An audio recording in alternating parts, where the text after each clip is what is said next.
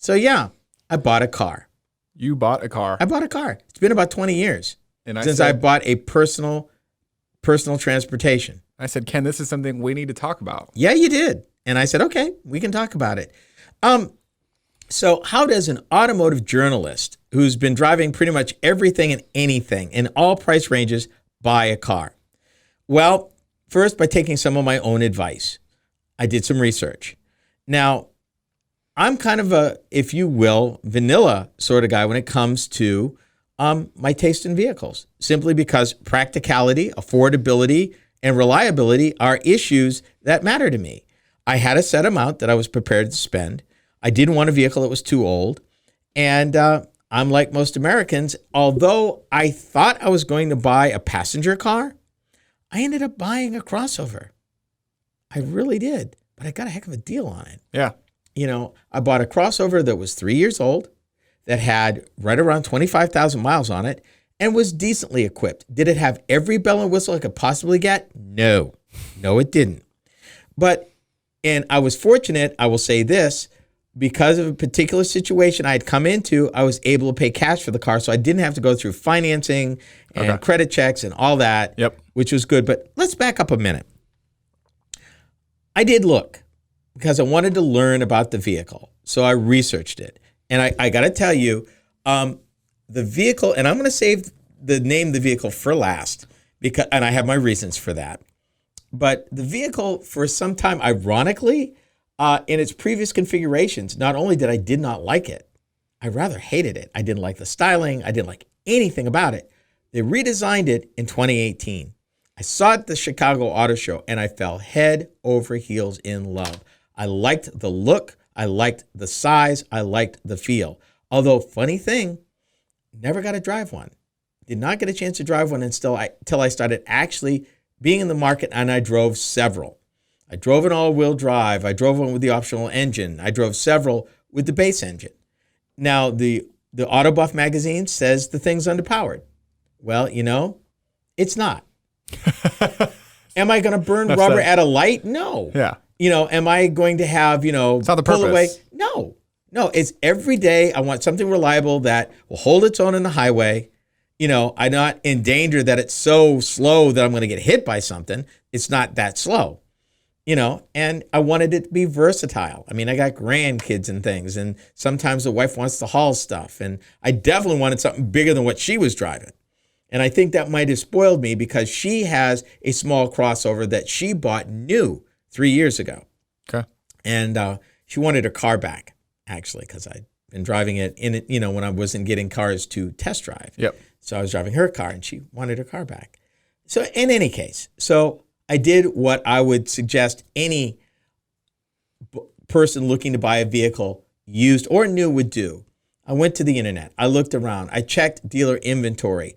I walked lots after the dealerships were closed, wanted to see if I found a color, see if I liked it, see what prices were. Did not like the prices at first because they were about $2,000 to $3,000 higher than what I wanted to spend. As it turned out, I got the vehicle for $35 less than my target price. That's tax, title, and license, everything. So I'm very happy about that. And the best part about it, it came with smack brand new all-weather tires, not all seasons. Yeah. All-weather tires designed to go in the snow, which in the next day or two, we're going to see just how good they are. And they're brand new. Who puts brand new tires on a vehicle with 25,000 miles? Yeah. It's a brand new set of 4. Yeah. And it was not put on by the dealer. And for the record also, I did not buy this vehicle from the dealership that the nameplate that sold it. Okay. I actually picked it up. Believe it or not, I bought it at a Toyota dealer, but it's not a Toyota. Interesting. And I didn't buy it in town either.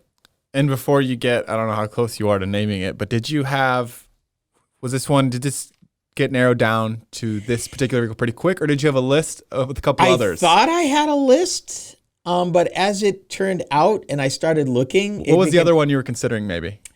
I was thinking about maybe a Hyundai Tucson. Okay. I really didn't care for the styling of the smaller Kia, and Okay. I couldn't afford the Sorento for the numbers, for the mileage and the numbers where I wanted to be. Yep. I might as well say it. I had a dollar amount. I wanted to be 18 grand or less. Okay. I had a mileage amount. I didn't want to be over 25,000 miles. Okay. I wanted something that was decent, reliable, versatile, and was decently equipped. I mean, I wasn't looking for everything, but heated seats, got it.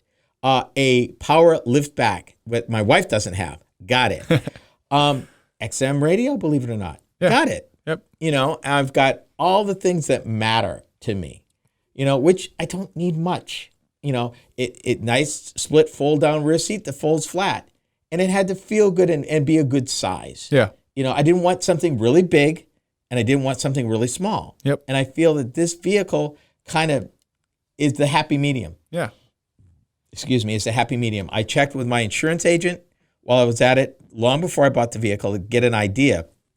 And it's a funny thing, because I shop in my insurance just like I shop everything else.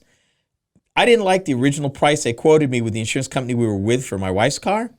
So I had my independent insurance agent reprice the thing, and we went with another insurance company for less money than the original quote for both vehicles. Nice. So we were able to save money and mitigate the increase by adding a vehicle. Yeah, you might learn a little lesson in there.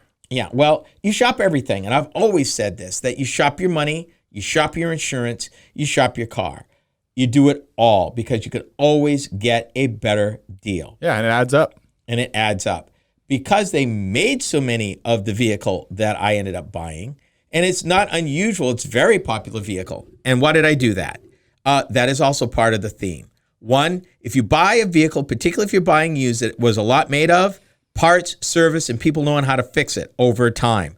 I plan to keep this thing a while, maybe 10 years. If it's not the last vehicle I'll ever own, it's the next to last vehicle that I'll own. And because of that, I wanted to be able to know that parts would be available forever or close, and that there would be people knowing how to fix it and all of its little idiosyncrasies, which every model has. So those are also things that kind of controlled what I was looking at. I did not want a fancy car that maybe 3 people in the whole state knew how to fix. Yep. Because that gets pricey with a quickness. Yeah. And that's where people really go astray. It's beautiful, it's great, and you read a lot, and the automotive press is loath to do this. You know, oh, this is a beautiful car and everything. But yeah, you know, it's like 4 dealers in the whole state. You know, you may have a handful of mechanics that know the vehicle. Parts are not that easy to get. And if you have a problem, you got to have it trucked to the dealer, which could be across town, across the state, or in some cases, a whole nother state, you know, in the Midwest. So those were things that mitigated. I will say this, there was 2 passenger cars I was looking at. Okay. I really wanted a Dodge Charger. Could not afford it. Yeah. Could not get anywhere near the combination I wanted. What year? I wanted to be 2018. I really didn't. 2 to 3 years old. Yep. That's where I wanted to be. That makes sense. The prices they were getting. You said that earlier. I wanted a V8. Could not get near it. It was at least almost double. It was almost double what I was willing to pay. And that was used. Wow. Yeah. Wow. I'm like, the other vehicle was a Chevy Malibu. Got really close to it. And I have driven both those cars. But in the end, I don't know. I just didn't get there. So you got? I bought a 2018 Chevy Equinox. Wow. Probably the second Chevy I've ever owned personally. Okay. And we're not going to talk about the first one I owned. We're going to do Chevrolet a favor and not talk about that car. I'll save that for another time. But part of that was my fault because the car was fairly worn out when I bought it. Okay. That first one for $600. And it had 102,000 miles on it. So 2018 Chevrolet Equinox. Yep. In storm blue. And yes, wait a minute. I splurged. I added a pinstripe because, you know, I'm dangerous. You know, we can't be too vanilla. You are listening to Roadworthy Drive